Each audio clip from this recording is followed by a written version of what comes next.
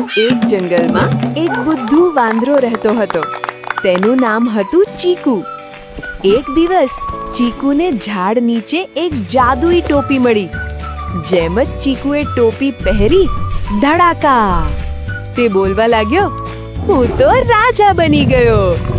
ચીકુ આખા જંગલમાં દોડતો ફર્યો. ક્યારેક તે સિંહ બને, ક્યારેક પોપટ સાથે ગીત ગાય, ક્યારેક હાથીની પીઠ પર બેસી ડુમ ડુમ કરે.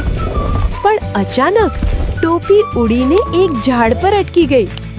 ચીકુ રડવા લાગ્યો, હાય, મારી ટોપી! ત્યારે એક નાનકડું ઉંદર આવ્યું.